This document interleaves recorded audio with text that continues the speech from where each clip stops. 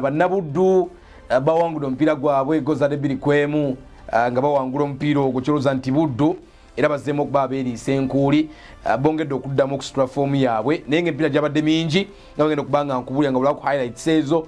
Buddu yakubye Bugerere egoza de 2-1 Joseph Kayondo ng'abateebera goal eyo, then Mike Walaga naye naso okuba nga abateebera, then eya Bugerere yateebeddwa omuvubuka gwe bayita Marvin Busoolwa.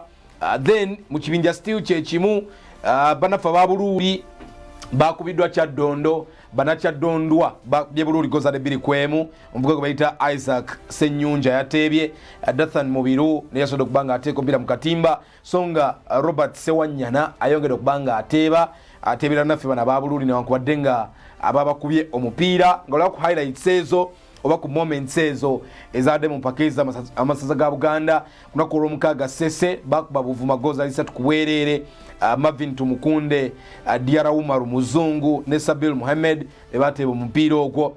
Then Busujju yakubye Kabula goal yabaddemu ku bwereere, finally Kabula yakubiddwa nejjukira Kabula already bagenze ku mutendero oguddako.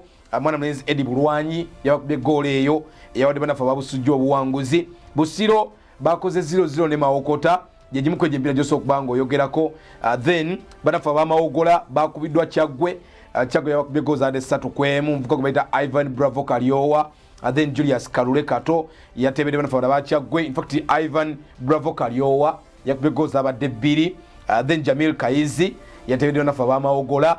Omulalo gwabadde goso okubango oyogerako highlights nazogera kubango ozirabako gwe gwa Butambala gulo gwali gwalwa mukaaga era gwagenda okukomekerezebwa Butambala ng'ewangudde goza 4 ku bwereere, kitegeeza Butambala ekyalinayo omukisa kuba points 12 bakyalina omukisa okuba guva mu kibinja kino in case game esembayo tulina okuba tulina ku result side zonna singa bagoba ogwabwe. Then ne batuniramuko neewalala tomanya omuvubuka gwe bayita Matthew Luswabi yabakubidde goals 2. Then Lameka Mwebaza yabateebedde ne Yusuf Kato basobodde okuba bateeka omupiira mu ludeeya Butambala ng'eggwangula goza 4 ku bwereere. Emirala Buweekula yakozeemu emu ne kooki Sharafa Mukiibi yateebedde Buweekula. Then Fred Kakande n'ateebera kooki so ng'ogwa Gomba yakubye Singo goal yabaddemu ku bwereere. Felix Wafula ng'agenda maaso okuba nga abateebera. So paka z'amasaza za generale bwezityo bwe zatambudde kyesa okuba nga nkutegeeza tulinzeyo game emu yokka. Kitegeeza tulinze game day 10 oba match day 10. Tulabe baani tusonjole bulungi nnyo abagenzi maaso kabeesogga omutendera gwa teams 8 babiri abakulembera buli kibinja, then ba best loser 2 tujagera maaso kubanga obolya tuwongera okuwa updates ku mpaka ezo. Download the Salt Media app from the Google Play Store and the Apple App Store.